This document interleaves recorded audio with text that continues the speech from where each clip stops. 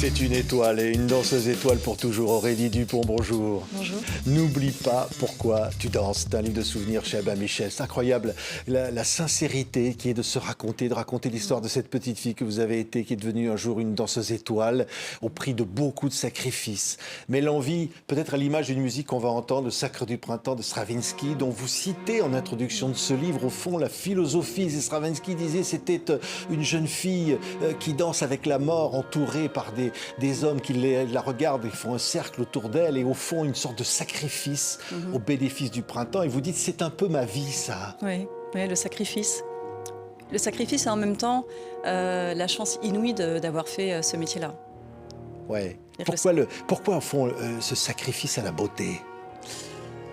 Parce qu'il y a l'inaccessible et l'inaccessible dès qu'on s'approche de quelque chose qui a beaucoup de valeur, comme ce titre de Danseuse étoile, il y a forcément du sacrifice, il y a forcément cette voie, cette vie que j'ai choisie, et puis le sacrifice d'une vie qui aurait pu être peut-être un peu plus douce, un peu plus tendre. Oui, une vie pour la danse. Oui. Et vous le dites au fond comme une drogue. Je ne pouvais plus m'en passer d'une certaine façon. Oui. Je ne pouvais pas me passer de cette drogue et je ne pouvais surtout pas me passer de cette drogue qui est le spectacle. Qui à 19h30, le spectacle commence, le rideau se lève, je suis prête, je suis concentrée dans mon costume d'époque ou pas, dans une musique de Massenet ou Tchaïkovski. Et là, tout d'un coup, il se passe quelque chose de magique, une fois, un soir, et après c'est terminé. Ouais. On va voir des images. C'est Manon de Massenet qui va être, au fond, votre interprétation, peut-être qui va vous suivre, avec laquelle vous débutez votre carrière, avec laquelle vous la terminez. On voit sur ces images ce dernier soir où vous faites vos adieux. Avec mes enfants. Ouais. Ça vous inspire quoi, ces images ? C'est un souvenir exceptionnel, c'est vraiment cette communion différente avec le public, où tout d'un coup le public est debout pendant 25 minutes à applaudir. C'est aussi une façon de leur dire au revoir, une façon à eux de me dire au revoir. Une façon à la compagnie, les danseurs, toute l'équipe technique, tout ça. Il y a une espèce de communion comme ça qui a duré très longtemps et c'était tellement, tellement émouvant. Et voilà, une fin, une jolie fin. Oui, le 18 mai 2015. Quelques années auparavant, un jour, Hugues Gall, qui dirigeait l'Opéra de Paris, va vous sacrer étoile. Et vous ne vous y attendez pas. Non. C'est un 31 décembre, après un spectacle de Don Quichotte où j'interprétais le rôle de Kitri. Je ne m'y attendais pas parce que j'étais première danseuse, donc le grade juste en dessous de Danseuse étoile, c'est une nomination. Donc comme vous le dites, c'est Hugues Gall et Brigitte Lefebvre qui m'ont nommée, la directrice de la danse. Et c'est vrai que je ne m'y attendais pas parce que j'avais eu 2 spectacles avant cette date du 31 décembre, mais j'avais encore un spectacle après. Et donc j'étais, moi, très concentrée dans mon travail, dans une autocritique perpétuelle après les spectacles. Et je me disais, bon, ça c'était bien, ça tu peux faire mieux. Et puis tout d'un coup, le 31 décembre, Hugues Gall arrive sur le plateau, remercie, tel un excellent directeur qu'il a été, toute l'équipe technique, les danseurs, les musiciens, tout le monde. Et tout d'un coup, il enchaîne en disant « Et je nomme ce soir Aurélie Dupont dans ses étoiles ». Et je n'ai pas vraiment compris sur le moment parce que moi, j'étais déjà dans mon auto-critique de ce qu'il fallait que je peaufine, que je revoie le lendemain. Et tout d'un coup, tous les danseurs m'ont sauté dessus, m'ont embrassé. Et là, je me suis dit, donc en fait, cette espèce d'écho de mon nom, je l'ai bien entendu et j'ai réalisé que c'était là, que j'étais nommée. Oui, et évidemment, ces images, lorsqu'on vous voit, je disais Manon, on va voir des images où vous dansez Manon, ce rôle emblématique. En regardant ces images, vous vous dites au fond, on incarne quoi sur cette scène ? Est-ce que c'est vraiment Aurélie Dupont qu'on voit là, à l'image avec son partenaire ? Je pense, ou est-ce que c'est quelqu'un d'autre ? C'est pas tout à fait moi et c'est quand même un peu moi. C'est-à-dire que j'interprète. Donc j'ai un sujet imposé, on va dire, avec une personnalité de ce personnage. Manon, donc oui c'est moi et en même temps j'ai été grâce à ce métier que j'ai choisi et c'est aussi ça qui m'a tenue, c'est que j'avais la possibilité d'être tout. Et ça c'est fantastique. Un soir j'étais Manon, le lendemain j'étais la Dame aux Camélias, le surlendemain j'étais Juliette. J'avais aussi parfois des ballets complètement abstraits où là, d'une certaine façon, j'étais plus moi. Mais là, l'interprétation, sans les mots en plus, juste avec le geste, c'était mon luxe. Oui, on voit avec un partenaire. Vous racontez d'ailleurs, on va continuer de voir des images comme ça de duo amoureux au fond dans ces ballets. Et une très belle histoire qui va être la vôtre, c'est qu'au fond, vous allez rencontrer quelqu'un que vous connaissiez depuis que vous aviez 10 ans ou 12 ans et qu'un jour, qui va devenir lui aussi une étoile, et un jour, vous allez danser ensemble et de là va naître l'amour. Oui, c'est vrai que Jérémy, je l'ai rencontré, on était très jeunes, on était tout petits, j'avais 12 ans, il en avait 10. Et on s'est rencontrés par la danse, finalement, et on s'est même rapprochés par la danse, puisque un jour, j'avais un problème de partenaire qui était blessé, et tout d'un coup, on me dit, tu vas danser avec Jérémy Bellingar. Et on était plus ou moins amis, mais voilà, on n'était pas non plus, on se fréquentait pas plus que ça. Et c'est vrai que d'avoir dansé avec lui, il y a eu une espèce de petite étincelle qui s'est révélée. Et c'est vrai que quelques années plus tard, Oui. on a fait 2 beaux enfants ensemble. Oui, ce qui est extraordinaire, c'est qu'au fond, oui, la danse vous apporte tout et en même temps, elle vous a pris beaucoup. Alors, évidemment, la petite fille que vous avez été, vous le racontez dans ce livre, d'une maman qui vous dit sans arrêt, t'es moche ma fille, tu feras jamais rien, etc. Et donc, vous êtes un peu soumise au départ. Je suis soumise, mais surtout très rassurée d'avoir trouvé ma voie et que ma voie m'ait trouvée aussi. Parce que la danse, je suis arrivée tout à fait par hasard à l'école de danse de l'Opéra de Paris. Moi, je voulais être pianiste, je n'avais pas prévu de danser. Et c'est vrai que ce professeur, Claudine Anglard, qui a décelé en moi des qualités, je me suis dit à cette époque-là, si on voit quelque chose, si on voit une once de talent ou de don, eh ben, fonce, vas-y.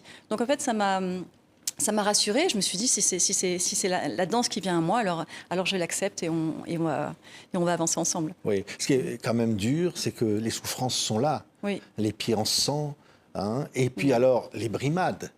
Ça, c'est quand même des professeurs qui sont très durs envers vous. Difficile, c'était difficile, surtout lorsqu'on est des enfants, enfin, même à n'importe quel âge, mais au moins quand on est plus âgé, on peut se défendre. Là, vraiment, je me sentais pas tout à fait à l'aise.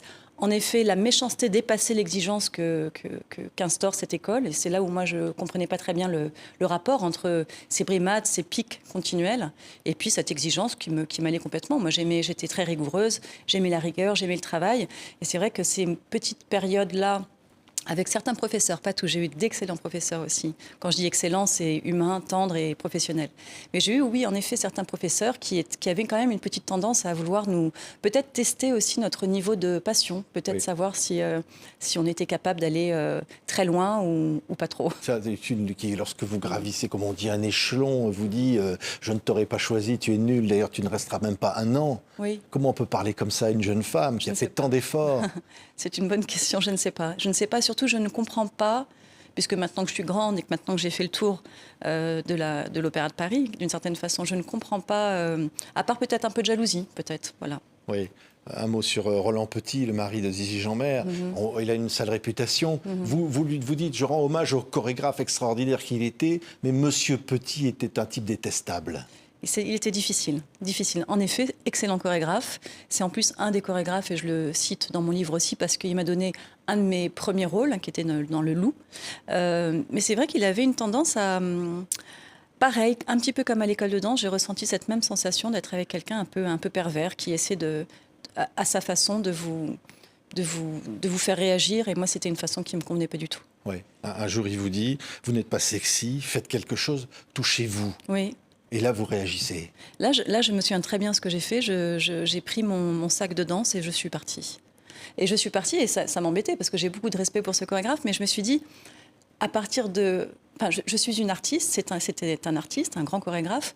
Je n'ai aucune obligation à danser son ballet, et surtout lui n'a aucune obligation de me donner un de ses ballets. Donc si ça ne marche pas, ou s'il ne m'apprécie pas, je préfère m'arrêter là et laisser ma place à quelqu'un d'autre. Oui. Alors il y a ce rapport au corps. Vous dites à un moment, ce corps, au fond, était presque un enjeu commercial, quelque chose qui ne m'appartenait plus. Et il y avait à la fois ma vie intime d'un côté où ce corps était à moi, pour ma vie de femme, et puis d'un autre côté, ce corps qui n'était plus le mien, en quelque sorte. Oui, ça retrace un peu la période de, on va dire, entre 16 et 21 ans.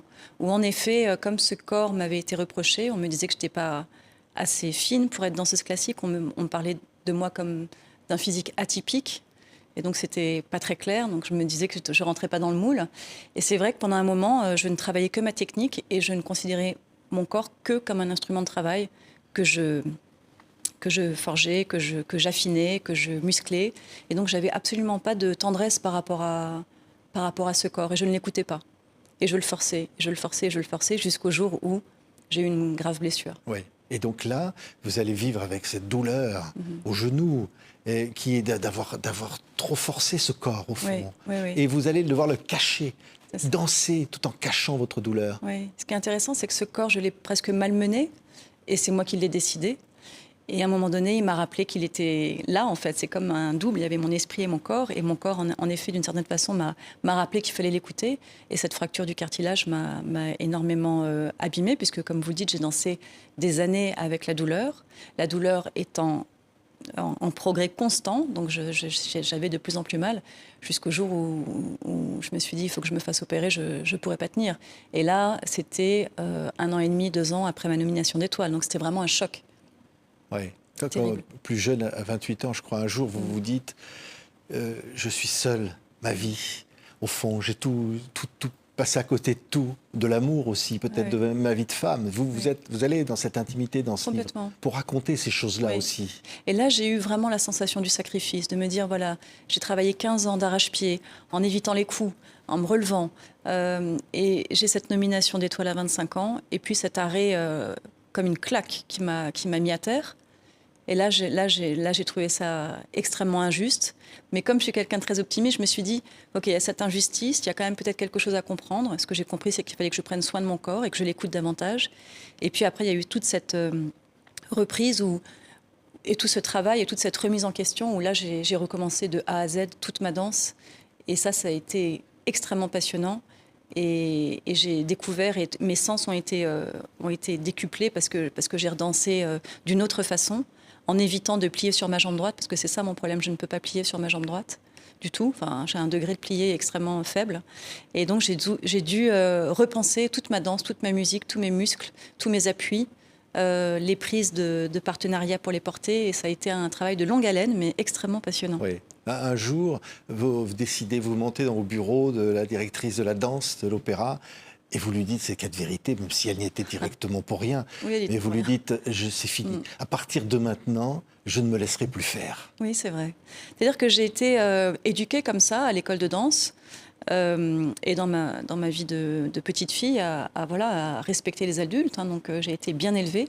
Sauf qu'à un moment donné, à partir de 16 ans, j'ai gagné ma vie, j'étais professionnelle. Et là, régulièrement, très régulièrement, on me reprochait encore mon corps, il fallait que je perde du poids, il fallait que je fasse ci, il fallait que je fasse ça, c'était jamais assez bien. On me disait tu danses bien mais t'es trop grosse.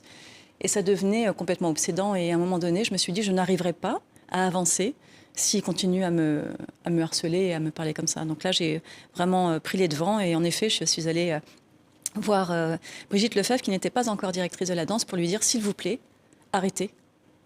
Et je leur ai dit, et je vous annonce qu'aujourd'hui, je répondrai. Je veux qu'on me laisse travailler. Et si vous n'aimez pas me regarder, ne me regardez pas. Il y a 152 autres danseurs. Oui. Lorsque un jour, vous tombez enceinte, c'est une joie pour vous. Oui. Parce qu'on vous dit, non, t'es trop vieille, tu n'y arriveras pas. et là, c'est en même temps une prise de risque pour votre profession. Oui. Vous dites, qu'est-ce qui va m'arriver? Je suis enceinte. Oui. Alors, la première chose, c'était le bonheur absolu, parce que j'ai toujours eu envie d'avoir des enfants, et j'ai toujours eu extrêmement confiance et conscience en ma vie de femme. J'ai toujours bien compris que mon métier, c'était être danseuse étoile, et c'était un métier extraordinaire, mais que ma vie de femme a été importante, et que la suite, après la retraite de 42 ans, je voulais aussi avoir une vie de famille comblée. Et donc, j'ai eu peur d'abord pour mon genou, parce que je me suis dit, je vais prendre du poids. Et moi, je mesurais au gramme près ce que mon genou pouvait endurer. Donc, j'ai pris 30 kilos, donc j'ai pris beaucoup, beaucoup de poids. Donc, j'ai eu peur pour ça, pour la reprise, en me disant comment je vais reprendre, comment va réagir mon genou. Et puis ensuite, une émotion extrême de devenir maman. Et après l'accouchement, un énorme stress pour reprendre parce que ça a été compliqué. Et je le raconte dans mon livre, ça m'a pris un certain temps. D'abord de perdre du poids, ensuite de rééduquer, ensuite de prendre soin de mon genou, parallèlement s'occuper de mon enfant, parce que j'en ai eu un puis 2. Donc oui, ça a été fantastique, mais pas simple. Ouais. On a l'impression parfois, vous êtes obligé de vous faire une vie parallèle. Vous avez un petit appartement à Montmartre, vous vous cachez pour vivre votre vie intime, pour arriver à exister au fond. Oui, et ça c'est assez dans ma personnalité, je crois. J'ai besoin de cachette, j'ai besoin de m'extraire du monde parfois. Et ma meilleure façon de m'extraire du monde, c'est d'être en scène. Et quand je ne suis pas en scène, j'essaie d'avoir un petit moment qui est, par exemple, mon appartement dont je parle, un moment où je suis en retrait, où je me sens protégée. Oui. Ce qui est fou, c'est qu'au fond, votre vocation, on s'attend à tout, hein, sauf à vous lire, regardant la télévision et voyant Bruce Lee à la télévision, c'est-à-dire c'est le vrai. champion du kung-fu, C'est vrai. film de kung-fu.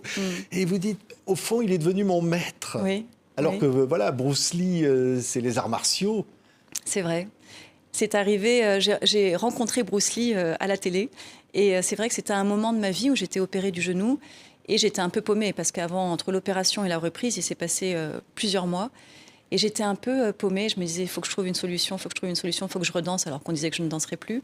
Et puis un jour, je regarde à la télé cette interview de Bruce Lee. Et tout d'un coup, j'ai une espèce de... Je me raccroche à lui. Je me sens comme faire partie de sa famille. Il parle de... Tout ce qu'il dit, ça pourrait être des corrections de danse. Il parle de sens du mouvement, d'honnêteté dans le geste. Il dit c'est très difficile d'être vrai en scène ou dans un film. Il parle de douleur. Il dit la douleur, il faut l'absorber, il faut l'accepter. Il faut pas que ça devienne une alliée, mais il faut la prendre et faire avec. Donc toutes ces petites choses-là, il dit la vie est un combat. Il dit travailler une technique. Dès que vous avez appris une technique et que vous l'avez dans votre corps, allez tout de suite vers une autre pour pas se reposer sur vos acquis. Donc tout ce qu'il me dit, tout d'un coup, ça m'inspire et je me dis, ok, je vais essayer de le garder en tête et faire en sorte que ça m'aide pour ma reprise. Oui. Ouais. Mais quelle combattante vous êtes, hein, quand même, hein, parce que sous ces airs-là, il en a fallu du courage. Il a fallu de la détermination pour arriver à ce degré de beauté. Et alors, on va réentendre comme ça cette musique de Massenet, de Manon, et simplement de se dire, oui, lorsque, vous le racontez dans ce livre, lorsqu'il y a ces derniers souffles en dansant sur Manon, pour vos adieux, vous voyez dans le public quelqu'un, une jeune fille, et à quoi vous pensez à ce moment-là? À moi, Ouais. à moi petite, à 42 ans, c'est vrai que mon dernier spectacle, en plus moi j'aime, comme le disait Bruce Lee, les choses qui ont du sens. Je suis partie avec l'histoire de Manon. J'avais repris avec l'histoire de Manon après mon opération du genou, donc pour moi ça avait un sens. Et puis c'est un rôle qui a évolué avec moi, donc on ne danse pas de la même façon la première fois ni la dernière. On a l'impression de mieux connaître le rôle, on a l'impression que le rôle il fait partie de vous, il est en vous. Et c'est vrai que ce dernier salut, quand je regarde le poulailler comme ça, je me dis moi j'étais là-haut, il n'y a pas si longtemps, et c'est terminé. Et je laisse la place à quelqu'un d'autre. Ouais. C'est un jour, vous avez fait l'opéra Buissonnier, vous êtes allé voir Pina Bausch, et vous dites, c'est comme un ange, Oui. elle va changer ma vie. C'est ça. Extraordinaire danseuse et chorégraphe. Oui. C'est vrai que quand j'avais 16 ans, donc j'étais professionnelle, j'étais dans la compagnie. À l'époque, l'Opéra Bastille n'existait pas, donc on avait 153 danseurs sur un ballet comme le Lac des Cygnes, et j'étais la première année remplaçante. Donc je devais apprendre toutes les danseuses qu'il y avait sur scène, donc les 32 cygnes en particulier. Et je remplaçais jamais. Je ne remplaçais jamais. J'étais la 25e ou 26e remplaçante. Et un jour, j'apprends que Pina Bausch, que je ne connaissais pas, moi, j'avais aucune culture de danse contemporaine. On ne nous avait pas tellement appris ça à l'école de danse. J'apprends que Pina Bausch passe au Théâtre de la Ville pour le Sacre du Printemps. Et là, je suis tentée. Et mon caractère me dit, ça serait quand même super que tu y ailles. Et puis, on verra peut-être pas que tu n'es pas là. Et de toute façon, il y a une chance sur 25 ou 26 que je remplace. Donc j'ai fait l'école buissonnière et j'ai signé la feuille de présence et je suis partie. J'ai pris mon petit RER, direction Châtelet, et j'ai acheté ma place. J'étais tout en haut, assise sur les marches, et j'ai vu pour la première fois un ballet contemporain et surtout ce Sacre du Printemps qui m'a fascinée par sa beauté complètement inattendue. C'est-à-dire que moi, on m'avait dit toute petite et depuis toujours, et je ne voyais que ça à l'Opéra de Paris, des parfaites petites danseuses, et la beauté était déjà imposée. Donc fine, élégante, bien coiffée, les cheveux tirés, tout bien. Et là, tout d'un coup, je vois une autre beauté qui, moi, me submerge. Et je me dis, mais c'est ça la vraie beauté, en fait. C'est Pina Bausch qu'on voit à l'image, là. Magnifique. Personnage, hein. Magnifique. Incroyable, le personnage. Et c'est vrai que grâce à elle, j'ai découvert la beauté des gens et pas la beauté d'une personne qui se transforme en quelqu'un d'autre, en fait. Là, j'ai vu des femmes avec des formes, j'ai vu de la sensualité, j'ai vu de la sexualité, j'ai vu de l'effort, j'ai vu de la souffrance, j'ai vu du bonheur, j'ai vu de l'extase. Et donc, j'ai eu de l'émotion et je me suis dit, c'est ça la beauté, c'est l'émotion. Ouais. Merci beaucoup, Aurélie Dupont.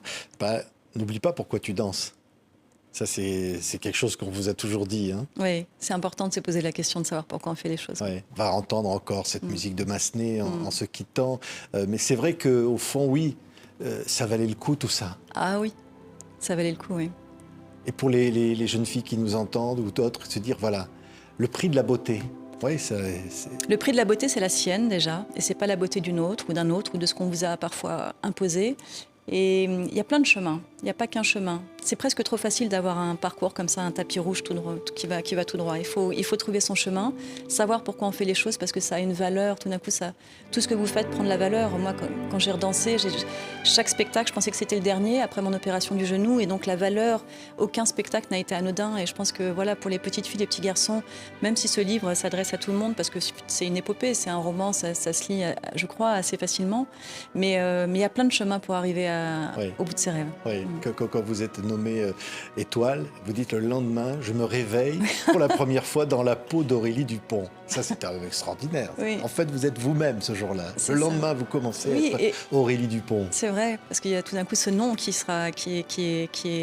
est présent, et puis aussi cette curieuse réaction que d'être nommée un 31 décembre et de me réveiller donc l'année d'après, le 1er janvier 99, et de me dire est-ce qu'il y a une baguette magique, quelque chose qui a fait de moi une danseuse parfaite? Ouais. Pas du tout, rien n'avait changé, mais j'avais en tous les cas une porte grande ouverte pour faire une carrière, oui.